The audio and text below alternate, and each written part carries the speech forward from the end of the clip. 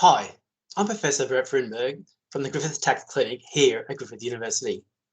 I just want to speak to you about how it's possible to claim some deductions in relation to your home office and some special new rules that have been brought in 2020 due to COVID-19. First of all, I'd like to make an acknowledgement of country.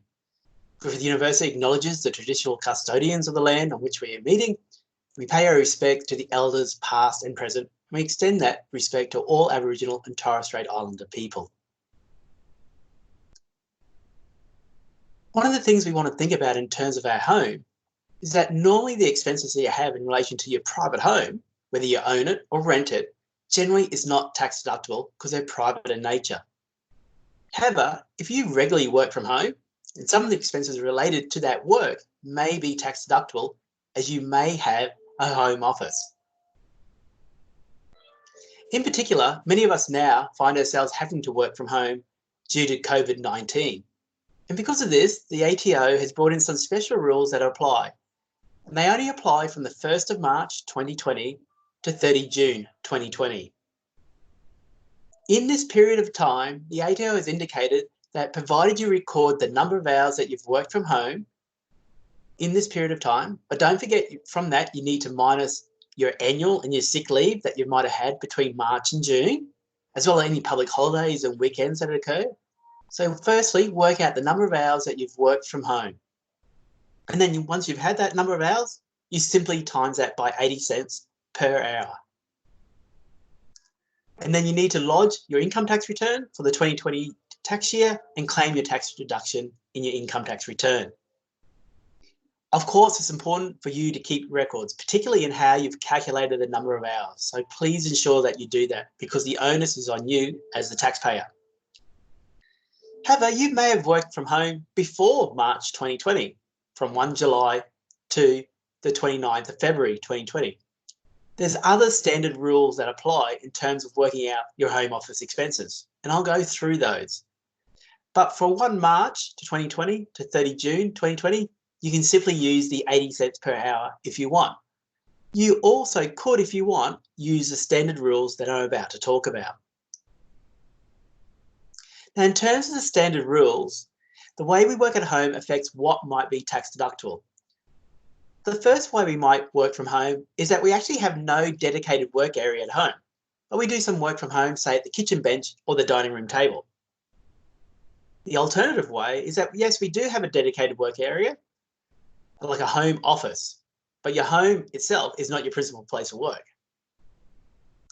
The third way is that your home itself is your principal place of work and you have a dedicated work area at your home, and that dedicated work area is not really suitable for domestic use. A good example of this is if you're a doctor with a separate surgery attached to your house. Now, if you're a doctor with separate surgery attached to your house or someone who has such a dedicated principal place of work, there's special rules that apply to you. In this presentation, I won't touch in any detail on those because there's their own special rules that probably apply. And generally these rules apply when you're running a business, such as a contractor. One of the things to appreciate though, is if your home is your principal place of work, you may be able to get more tax deduction. But what it means is that generally when you sell your home, you will not get a full exemption for capital gains tax. So if your home is your principal place of work, well, it might mean that year on year you can claim more as a tax deduction. It will mean that you actually will be liable to pay capital gains tax for part of the sale when you sell your house. So it's important to appreciate that if you do have that, you need to get particular advice.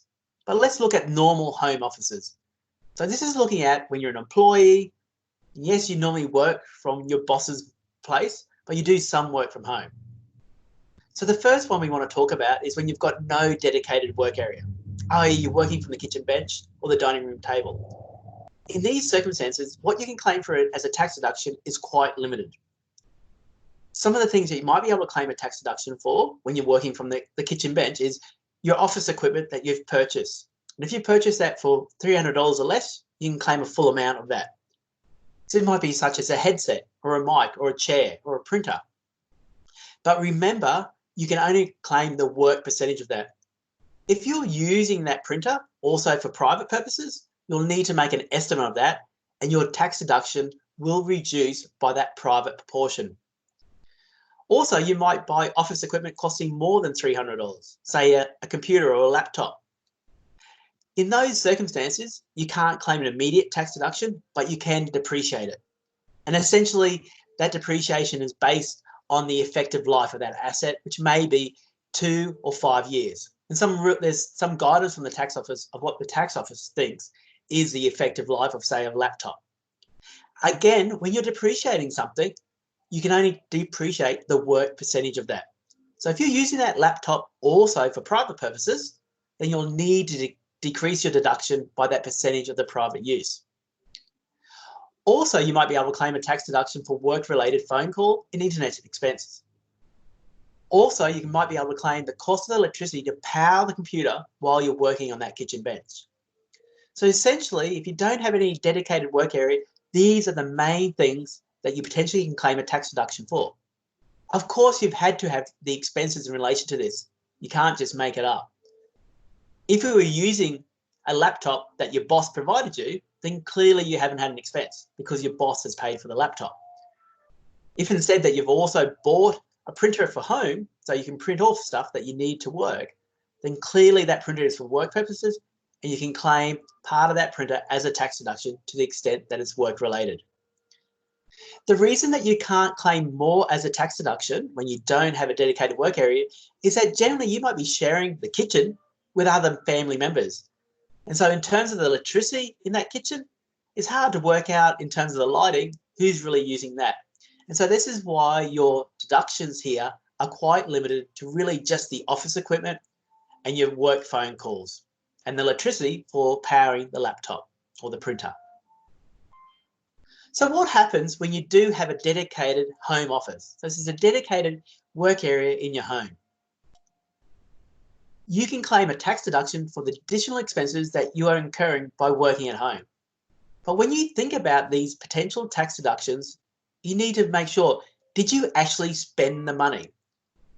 Yes, I've bought a printer, but if I get reimbursed from my boss for that printer, then I can't claim a tax deduction for something I'm being reimbursed for. So the first thing, did you actually spend money? And make sure that you weren't reimbursed for that. Also, did the expense directly relate to you earning your wage income? Okay, there's got to be a connection between the expense and you earning your wage income. Also, what extent does the expense relate to private or personal use? Yes, while I'm working from home, I have a cup of coffee. Generally, food is regarded as private in nature. So yes, while the caffeine in the coffee helps me work, I can't claim a tax deduction for that cup of coffee. Also, as a taxpayer, the onus is on us to make sure that we've got the records to prove the expenses. And so while, yes, you might have had the expense, you need to back that up with records. Those records can be electronic, so you can scan the copies of the receipts and keep those, but please make sure that you do keep those records. So what are the possible tax deductions in terms of if you've got a dedicated work area? Well, some of the things you potentially could claim a tax deduction is the lighting, heating and cooling costs for that home office, the electricity for office equipment, also the telephone and internet relating to work, the cost of cleaning the home office. You can claim an immediate deduction for office equipment that you've purchased that was $300 or less, but of course, again, exclude any private percentage of that. So a good example of this may be a headset that you've purchased, or a printer, or maybe a chair. Also, office equipment that costs more than $300, you can't claim an immediate tax deduction, but you'll be able to depreciate that. But again, you'll have to exclude the private percentage of that. If you need to repair of any of this equipment, then those repair costs will be deductible, but again, exclude the private percentage. You can claim a deduction for office consumables like ink for the printer, paper, stationery, maybe the extra data charge on your mobile phone because you needed to hotspot your phone to do a Zoom call to work. Also, if you needed to buy software for your home office, you may be able to claim a tax deduction for that. That software cost might be immediately if the effective life of the software is less than a year. If the effective life of the software is going to be more than a year, generally you'll have to depreciate that. So they're possible tax deductions that you may have in relation to your home office. There's things that you just can't claim for in terms of a tax deduction, even if you have a dedicated work area at home. First one, of course, is that private proportion of the expense. So yes, I do use my printer for work purposes, but I also use it sometimes for private purposes. So the extent that I use the printer for private purposes, I need to make an estimate and I can't claim that amount as a tax deduction. Also, I can't claim occupancy expenses as a tax deduction here. So this may be like the rent that I pay on my home, or interest on a home loan, or house insurance, council rates, or land tax. Those type of expenses are not deductible when I got a home office, when my home office is merely a convenient place to work, when I actually have my boss's place that generally I will work at. This can be compared to if you have that doctor with a doctor's surgery. A doctor could claim those type of things as a tax deduction if they had a doctor's surgery attached to their house, but only to the extent those expenses relate to that doctor's surgery. Also, you can't claim a tax deduction if work paid for or provided the office equipment. So if work had actually paid for the printer, then they've paid that expense and I can't claim a tax deduction for it. Also, if work reimbursed me for the expense that I had, i.e. they reimbursed me for that printer I purchased, then clearly I can't claim a tax deduction for something I've been reimbursed for. Also, private expenses can't be claimed as a tax deduction, such things as coffee, food, alcohol because you had a rough day at work, yoga to relax after work, or you've travelled from your home to your actual normal workplace. For most of us, travelling from home to your actual normal workplace is private in nature and not deductible. Also, I can't claim a deduction for notional expenses, i.e. I spent 3 hours cleaning my home office. I didn't pay someone to clean my home office, I just did it myself. I haven't actually had an expense in terms of my own labour cost. So my own 3 hours of time, I can't claim a tax deduction, but I can claim a tax deduction for the actual cost of the cleaning products that I use in cleaning my office. So if I use some cleaning products to clean my office, then clearly I can claim the cost of those products, but not the notional cost of my time. If instead I paid a cleaner, someone else to clean my office, and I paid them $20 to clean my office, then clearly that's an expense that relates to my home office, and that $20 would be deductible. Now, if you do have a dedicated work area, there's two ways potentially you can work out your income tax deduction. There's a fixed rate method or the actual running expenses of those. So let's look at the fixed rate method. Basically, the fixed rate method gives you 52 cents per hour that you work from home. And that 52 cents will cover the running expenses of the home office. For example, the electricity for the lighting, the electricity for the cooling and heating, the electricity for the computer and printer, and the cleaning expenses. So the 52 cents is essentially an estimate of that per hour. In addition, you can claim your relevant work-related phone and internet expenses, your relevant work-related computer consumables and stationery, also your relevant work office equipment costing $300 or less, i.e. the headset. And in terms of office equipment that costs more than $300, the depreciation. But again, always remember to reduce it by the private percentage. If I've had to buy software, I can claim that as a deduction as well. But again, think about how long that software is going to be useful for. If it's more than 1 year, you're likely going to have to depreciate that. So you can see with the fixed rate method, yes, you claim the 52 cents per work hour that you've worked at home, but you can, in addition, claim those amounts as well in terms of phone and internet, office consumables, office equipment. You need to make sure you keep a diary over a period of time, generally 4 weeks, which basically then you can apply for the full year. So you keep a diary saying, look, generally over 4 weeks, I've worked from home, say 10 hours over the 4 weeks. Then I can time that 10 hours by the 52 cents. You can apply that for over the whole of the working year. But again, remember, we don't work every week of the year. And so you have to exclude time off for public holidays, annual leave, maybe long service leave. Now, the alternative method is the actual running expenses of the home office. Now, this is a bit more complicated. You'll need to actually work out how much of the running expenses did the home office cost you.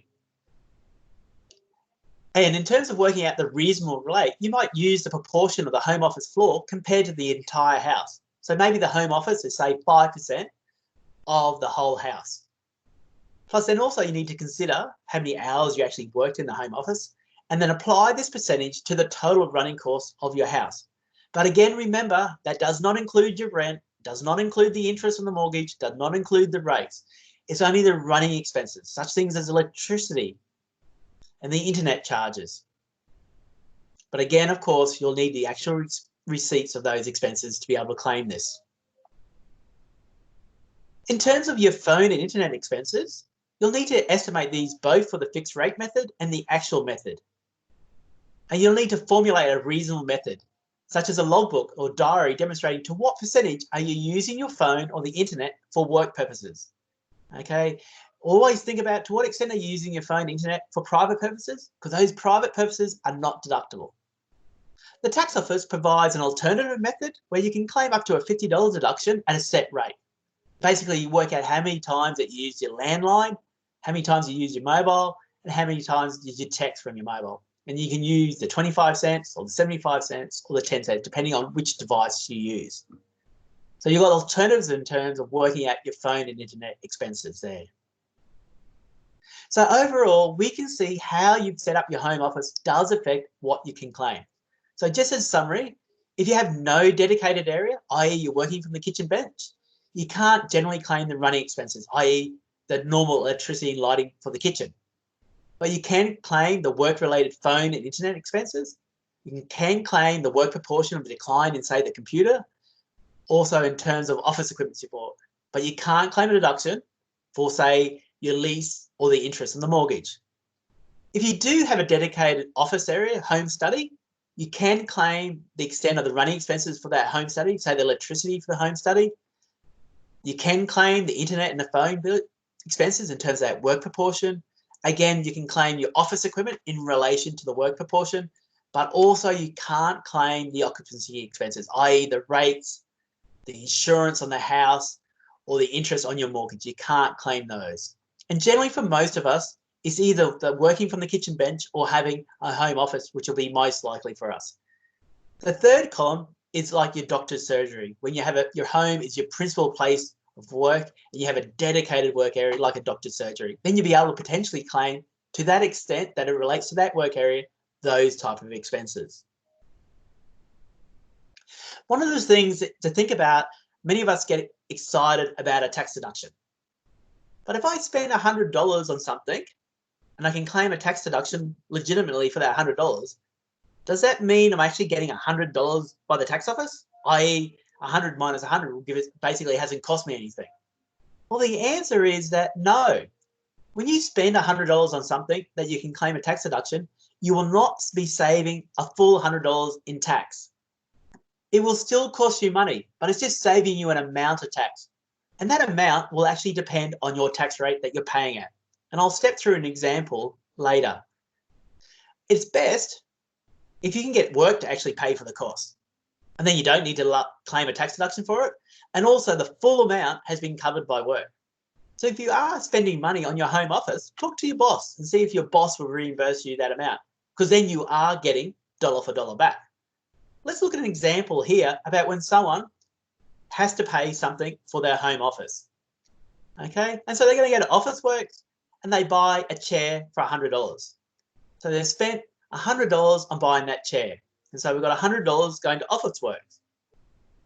That chair relates fully to their home office, so they can claim a full $100 as a tax deduction in their tax return.